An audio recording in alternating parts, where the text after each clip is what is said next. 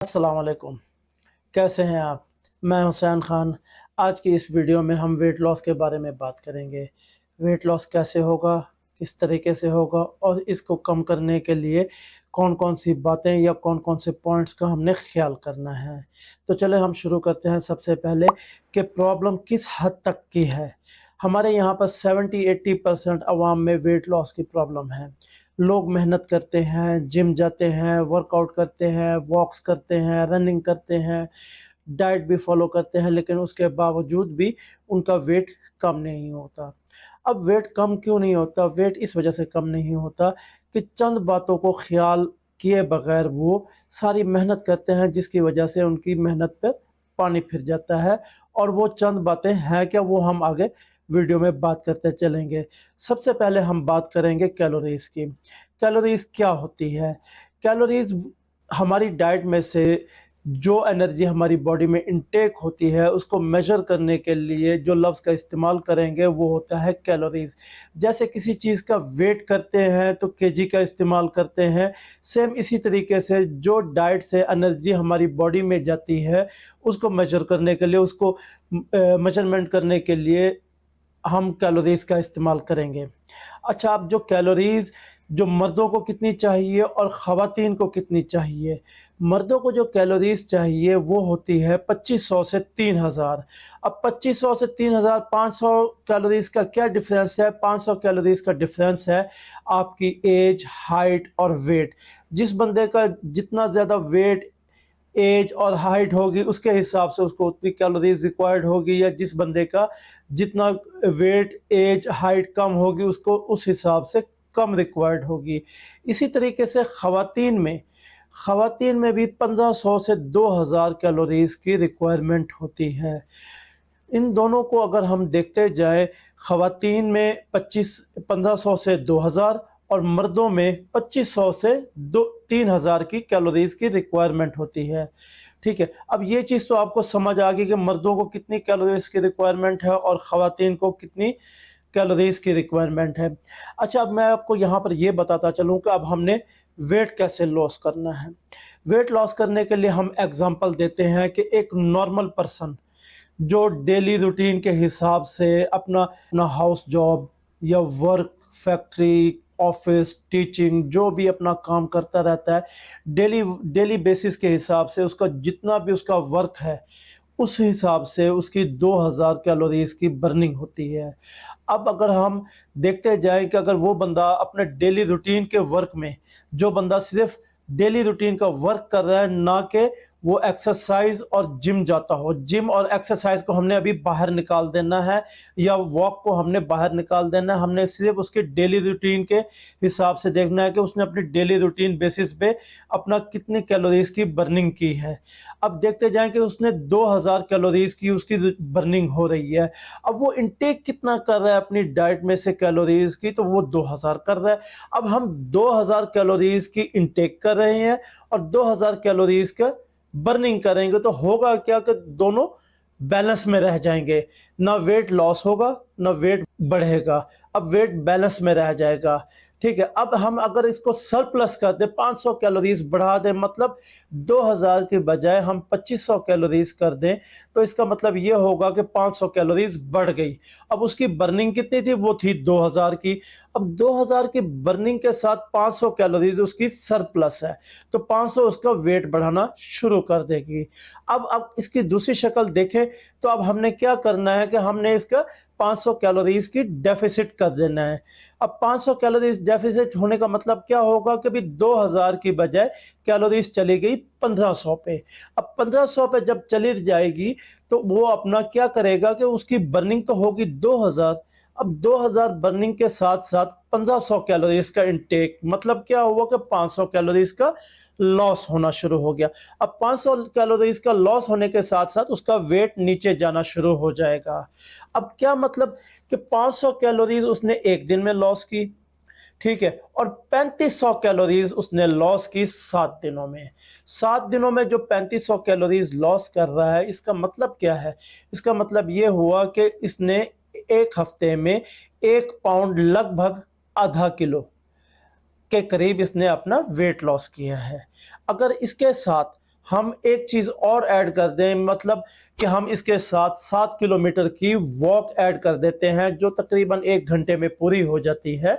तो यूँ समझ लें कि वो 7 किलोमीटर की वॉक उसकी 500 कैलोरीज़ को भी बर्न करेगी। मतलब क्या हुआ कि उसने एक दिन में 1000 कैलोरीज़ 500 उसने डाइट से बर्न कर दी और 500 उसने वॉक से बर्न कर दी। अब यहाँ पर 1000 कैलोरीज़ की बर्निंग हो गई उसकी। अब 1000 कैलोरीज़ को 7 दिनों पे डिवाइड करेंगे तो वो 7000 कैलोरीज़। 7000 कैलोरीज़ का मतलब क्या हुआ कि लगभग 2 पाउंड, तकरीबन 2 पाउंड, जो कि 1 किलो के बराबर। और ये बहुत सेफ साइड तरीका है जो वेट लॉस करने का। आप हफ्ते में 1 पाउंड, 2 पाउंड के करीब अपना वेट लॉस करते हैं तो बहुत सेफ साइड तरीका है। अदरवाइज़ अगर आप इससे ज़्यादा करना चाहें तो वो भी हो जाता है, आपका वेट लॉस हो जाता है। लेकिन उसमें क्या होगा कि उससे आपकी बॉडी वीक होना शुरू होगी। वो बॉडी जो आप 1500 कैलोरीज़ की डाइट के साथ चल रहे थे, वहाँ पर अब आपकी बॉडी की ग़िज़ाइयत पूरी नहीं होगी। होगा क्या? कैसे होगा? ऐसे होगा कि जब हमारी बॉडी की 1500 कैलोरीज़ की डाइट हम इनटेक कर रहे हैं बॉडी में। अच्छा, अब हमारी ये डाइट जो जा रही है हमारी बॉडी में, वो बॉडी के ऑर्गन्स को वीक करती है। इसके साथ-साथ हमने क्या करना है, हमारी 1500 कैलोरीज़ की डाइट जो है, इससे हमने नीचे नहीं जाना। अगर हम इससे नीचे जाते हैं, तो वो हमारी जो बॉडी में जो वीकनेस होगी, अब वो लाज़मी नहीं है कि वो बॉडी के ऊपर डिपेंड करता है वो किस चीज़ को वीक करती है।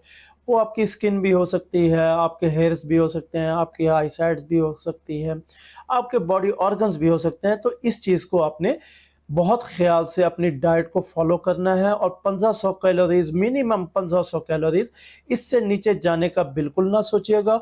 और 1 हफ़्ते में 2 पाउंड से ज़्यादा वेट लॉस करने का भी ना सोचिएगा, क्योंकि ये दोनों चीज़ें अगर आप वेट लॉस ज़्यादा करेंगे और डाइट कम करेंगे तो उसके नतीजे में आपकी बॉडी में वीकनेस होगी। और वो मैं आपको बता चुका हूँ, जो body organs, skin, nails, hairs, eyes वगैरह, ये वीक हो सकते हैं। अच्छा, यहाँ पर आपको एक चीज़ और बताता चलूँ कि जो 1500 कैलोरीज़ की आपने डाइट लेनी है, वो 1500 कैलोरीज़ की डाइट आपने फुल ऑफ पोर्शन लेनी है। मतलब क्या कि आपने उसमें कार्बोहाइड्रेट्स भी लेना है, उसमें फ़ैट भी लेना है, फ़ैट हेल्दी फ़ैट होना चाहिए, और प्रोटीन भी लेना है। अच्छा, प्रोटीन की मिक़दार कितनी होनी चाहिए, या फ़ैट की मिक़दार कितनी होनी चाहिए, या कार्ब्स की मिक़दार कितनी होनी चाहिए? यहाँ पर आपको ये बताता चलूँ कि यहाँ पर हमारे लोगों में एक मिथ है जो कहते हैं कि भूखे रहने से वेट कम होता है। भूखे रहने से भाई वेट कम नहीं होता, भूखे रहने से सिर्फ़ और सिर्फ़ आप में वीकनेस होगी। अच्छा, अब वीकनेस के साथ-साथ जो आपको मैं डाइट का फ़ॉर्मूला बता रहा था कि आपने कार्बोहाइड्रेट्स कितना लेना है, प्रोटीन कितना लेना है, फ़ैट कितना लेना है। तो आपने ये देखना है कि भई आपने कार्बोहाइड्रेट्स 40% अपनी डाइट में से 40% आपका हेल्दी कार्बोहाइड्रेट्स होना चाहिए, फ़ैट आपका 20% होना चाहिए, और हेल्दी फ़ैट होना चाहिए, अनहेल्दी फ़ैट नहीं होना चाहिए, बिल्कुल नहीं होना चाहिए। और जो प्रोटीन लेनी है आपने, वो भी आपने 40% अपनी डाइट में से लेनी है। लेकिन सिर्फ़ ये काफ़ी नहीं है, लेकिन आपने अपनी डाइट के साथ-साथ जहाँ पर इन चीज़ों का ख़्याल कर रहे हैं, वहाँ पर आपने फाइबर का भी ख़्याल करना है, विटामिन्स का भी ख़्याल करना है, और मिनरल्स का भी ख़्याल करना है कि ये आपकी डाइट में पूरी-पूरी मिक़दार के साथ आपके अंदर आएँ।